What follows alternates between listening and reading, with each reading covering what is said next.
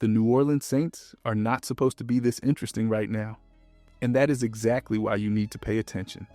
Mickey Loomis and Kellen Moore spent the first 2 weeks of free agency signing Travis Etienne to a 4-year, $47.4 million deal, locking in David Edwards to fix an offensive line that could barely protect anyone last season, adding Noah Fant at tight end and bringing Caden Ellis back to replace Demario Davis at linebacker. They did all of this while sitting on the 8th overall pick in a draft class loaded with elite talent. But here's what nobody is really saying out loud. This roster might already be closer to the playoffs than the rest of the league wants to believe. Think about what Tyler Shuck did last season. The Saints were 2-10, dead in the water, finished. Then Shuck grabbed the keys to this offense and led New Orleans to 4 wins in their last 5 games, threw for 2,384 yards with a 91.3 passer rating, and posted the highest third down passer rating in the entire NFL at 103.3. He is not a mystery anymore. He is entering year 2 with a legitimate rushing attack, a rebuilt offensive line, and a head coach who already told the media he feels great about Shuck going forward. That is a completely different foundation than what this team had 12 months ago. But the offense is only half the story. Brandon Staley's defense lost Cam Jordan and Davis this offseason, 2 of the most iconic players in franchise history, and somehow the secondary could end up better than it was before. There is a corner prospect in this draft who allowed a passer rating of just 14.6 in zone coverage last season. There is a decision involving Alvin Kamara that could reshape the entire backfield overnight. And there is a sleeper edge rusher who fits Staley's scheme so perfectly it feels like he was built for this defense.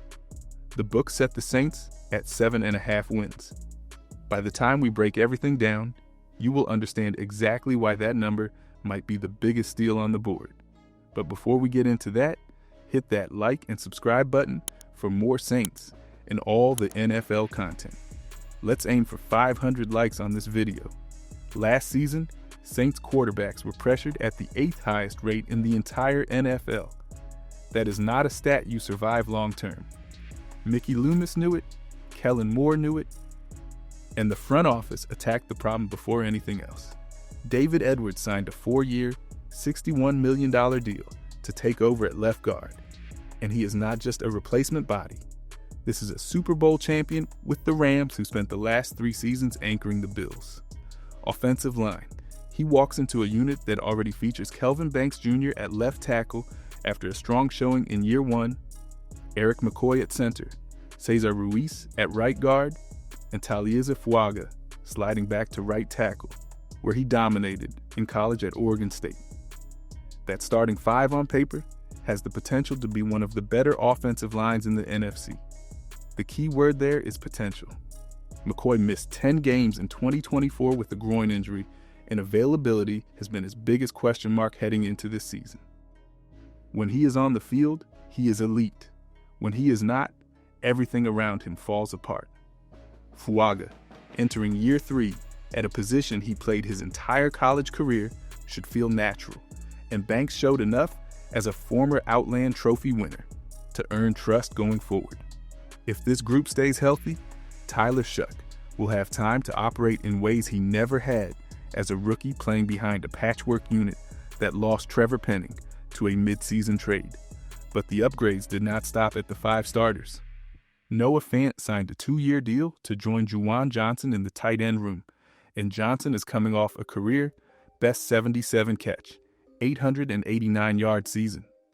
Fant is a former first-round pick with over 3,500 career receiving yards who gives this offense something it desperately lacked: a second tight end who can actually threaten defenses in the passing game.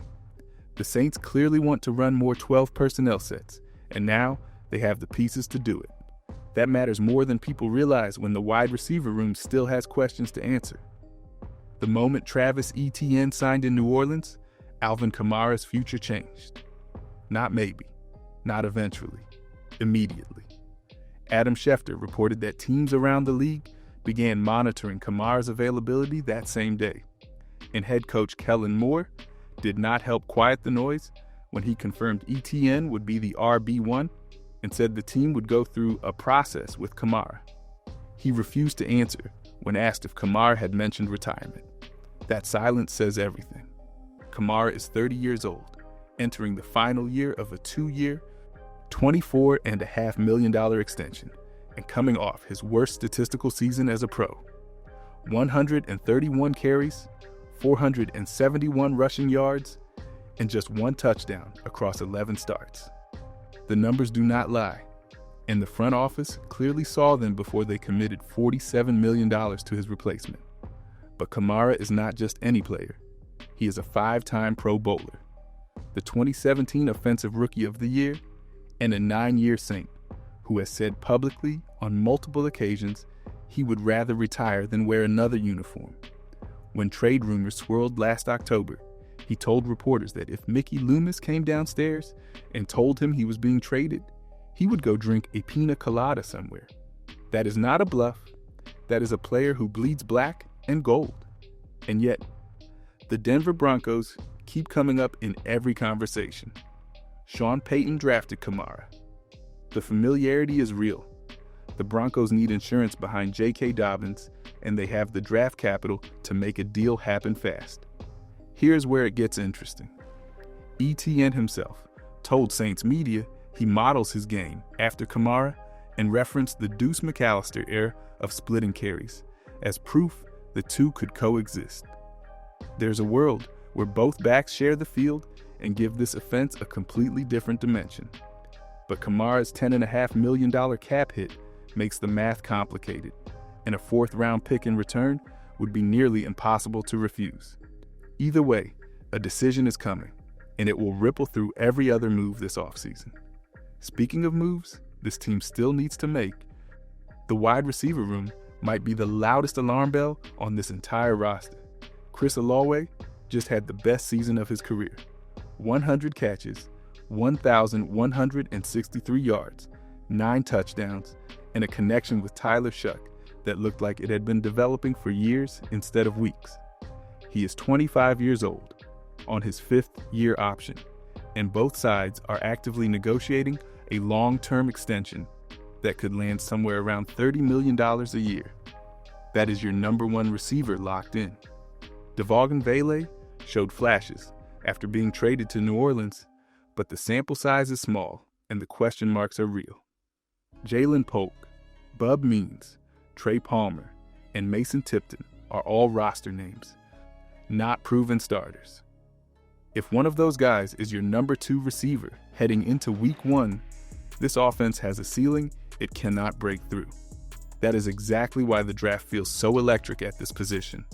The Saints have already hosted Louisville wide receiver Chris Bell on a top 30 visit. And everything about this connection screams perfect fit. Bell was Shuck's teammate in 2024 at Louisville, and Shuck has reportedly been telling the Saints front office to draft him. Bell is 6'2", 222 pounds, ran a 4.44 40, earned first-team All-ACC honors in 2025, and posted 72 catches for 917 yards before a torn ACL against SMU ended his season in November. His doctor says he could be ready for training camp. Reports from Jordan Schultz back that timeline up. If he falls to pick 42, running the Carr to the podium would be the easiest call of draft night. But Bell is not the only name on the board. Carnell Tate, out of Ohio State, Mekhi Lemon from USC, with 79 catches, 1,156 yards, and 11 touchdowns. And Jordan Tyson out of Arizona State are all potential first-round picks the Saints could grab at 8 if the right defender is not available. Then there is Jacoby Lane out of USC, a 6'4" target with a 40-inch vertical who could be a day 2 or day 3 steal. This wide receiver class is deep enough that New Orleans does not have to reach, and that is the best position to be in when your roster has this many other needs screaming for attention. Everyone assumed the Derek Carr chapter in New Orleans was closed. He retired before the 2025 season with a shoulder injury, walked away from the final years of his contract, and Tyler Shuck took over the franchise. Story over. except it is not. Jordan Schultz reported that Carr is very serious about unretiring, and on his podcast with brother David, Carr said it himself. Would I do it? Yes. Would I do it for anybody? Absolutely not. He wants a Super Bowl contender. He wants to be healthy. And the feeling around the league, according to The Athletic's Zach Rosenblatt, is that Carr genuinely wants to play in 2026. The Saints still own his rights. If any team wants him, they have to call New Orleans first. Here's where it gets complicated. NBC Sports' Matthew Berry revealed at the Combine that the Saints internally expect Carr to unretire and that they had heard the New York Jets as a potential landing spot. But Jets reporters turned up nothing to confirm actual interest. ESPN's Catherine Terrell reported the Saints had not received a single call about Carr as of Combine week, and after the first full week of free agency, the phone still was not ringing.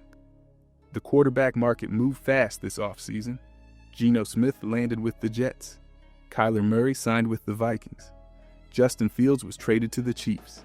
Even backup spots filled up across the league. The window for Carr is shrinking, but it has not shut. The Pittsburgh Steelers remain a team to watch if Aaron Rodgers does not return. The Las Vegas Raiders could bring Carr back under new head coach Clint Kubiak, who was Carr's offensive coordinator in New Orleans in 2024. Arizona still needs a starter. And from the Saints' perspective, any trade is pure profit.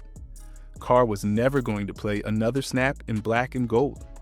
If someone offers even a day 3 pick, that is a draft asset the franchise did not have yesterday. The real action here probably comes closer to the trade deadline, when a contender loses their quarterback to injury and suddenly needs a veteran who can step in and compete. Until then, the Saints wait. And while they wait, Brandon Staley's defense might be one draft pick away from becoming the most dangerous unit in the NFC South. Alontae Taylor is gone. He signed a 3-year deal with the Tennessee Titans, and that single departure created the biggest hole on this entire roster. Taylor was not just a corner. He was the player who operated in the star nickel role that is absolutely critical to how Brandon Staley designs his defense. When Staley coached the Los Angeles Chargers, he built around Derwin James Jr. in a similar position. Without someone filling that role in New Orleans, the secondary has a gap that cannot be ignored. Kool-Aid McKinstry and Quincy Riley are locked in on the outside. Justin Reed and Jordan Howden anchor safety with Julian Blackmon back after injury. The pieces around that hole are strong. The hole itself is the problem. That is why Caleb Downs out of Ohio State keeps showing up in every single mock draft connected to the Saints at pick 8. He is a 2-time unanimous All-American, 6 feet tall, 205 pounds, 21 years old, and the most popular projection in post-combine mocks has him landing in New Orleans. CBS Sports ranks him 7th overall in this entire class. He started his career at Alabama, where he led the team in tackles as a freshman and earned SEC Freshman of the Year. After transferring to Ohio State, he was named Big Ten Defensive Back of the Year. He plays box safety, deep half, nickel, and can even blitz off the edge. If Staley gets Downs, he immediately replaces what Taylor gave this defense, and then some. Because Downs can do things Taylor never could. But Downs is not the only name connected to pick 8. Mansour Delane out of LSU has been scheduled for a top 30 visit with the Saints, and his numbers are absurd.